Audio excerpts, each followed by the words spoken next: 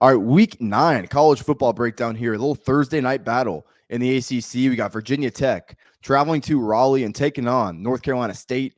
Seeing the Wolfpack at home, 13.5-point favorite, and an extremely low total, maybe the lowest total we've seen in the ACC this year, 39.5. We're going to start there. Major injury news to consider on the North Carolina State offense. Devin Leary, quarterback one, he got hurt a few weeks ago against Florida State. He's been ruled out for the year with a shoulder injury. So, Jack Chambers has taken over, not responded well. So that's point number one. Their number one running back, Dimisumo Karngbe. He didn't play a few weeks ago against Syracuse. He's questionable again for this one. And then their second leading receiver, Devin Carter, one of those guys on the outside that can really make some big plays for the Wolfpack. He's not a certainty to go in this game either. So, we all know Virginia Tech's offense is terrible, but North Carolina State's really hasn't been all that much better this year, even with all three of those guys healthy. So with some question marks, with knowing Leary is out and with knowing that, two of their bigger playmakers might not be available, I think this total is warranted. I mentioned it. Virginia Tech's offense is terrible. I mean, Grant Wells has really not responded well to the Power 5 level. Had a little bit of success at Marshall these past few years, but he's a turnover waiting to happen. He struggled with inopportune turnovers at Marshall. That's carrying over into his time at Virginia Tech. The reality of it is, 6.1 yards per attempt, only 7 touchdowns this year. He's not a good enough player to where you can live with some of those mistakes. Virginia Tech is not great in the run game either. I will say Keyshawn King is by far their most explosive back, but, he only got 1 carry in that game against Miami. Brent Pry seems to love running Malachi Thomas or Holston, some of these guys that might have more experience but are nowhere near as explosive as Keyshawn King. And it's really boggled down the effectiveness of this offense. This is just an offense that does not create explosive plays. Their offensive line is vulnerable too. I will say, I don't know if this is really the matchup where that'll get exploited. North Carolina State has really not gotten much pressure on the quarterback this year. But the one thing we know about NC State, they got a really good back seven, especially that linebacker spot with Peyton Wilson. They got a lot of good players at that second level. So they probably are going to be able to stop the run. I like what North Carolina State has in their secondary.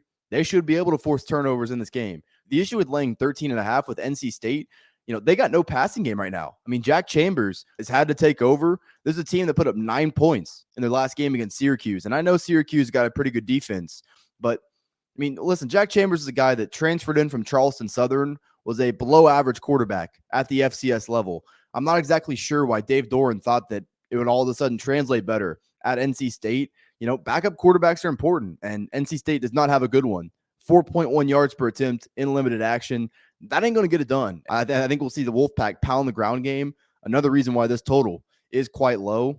I'm going to need to know if Dimisumo Karngbe is going to play this game, because if he doesn't, much like Virginia Tech, some of those other backs in that NC State running back room are just not very explosive, very mediocre football players. So if you don't have the threat of a pass, then you can't create explosive plays on the ground either. It's just going to be tough to lay 2 touchdowns with you. I'm not saying North Carolina State won't cover. I think they can actually create points with their defense via field position, via turnovers. I think this is a game where North Carolina State's defense is better than they've shown the last few weeks. And we saw that earlier in the season. They're coming off a bye. Both these teams are actually, but I think North Carolina State's defense is clearly the best unit on the field. Field position is important. I think this North Carolina State defense could quite frankly dominate this game, make Chambers' life easier, and give the Wolfpack short fields to work with. So I would lean towards laying the points with North Carolina State here. It's just I'm not running to the window to back this team right now, especially considering that even when everybody was healthy at a point this season, it just wasn't a very effective offense. So, and I think the numbers, quite frankly, kind of support that. Virginia Tech also does have the capability to step up against the run in this matchup. We saw them really kind of take Miami's running backs out of that game a few weeks ago. My issue with them is they've been very inconsistent, because not 1 week before they allowed a career day to Pittsburgh on the ground. Pittsburgh's main running back ran for over 300 yards on this Virginia Tech defense. So I do think both side and total are pretty appropriate here. This is not a game I'm going to bet. This is not even one of the better games to watch on Thursday night. Ultimately, do think NC State wins comfortably, but not run into the window to bet this game. You see this shirt, Halloween's coming up. We got the Halloween theme. Head over to proud90.com. Unique but very comfortable polos as well. With the colder weather coming, also got a great selection of hoodies and quarter zips. Proud 90 has got all your golf apparel needs.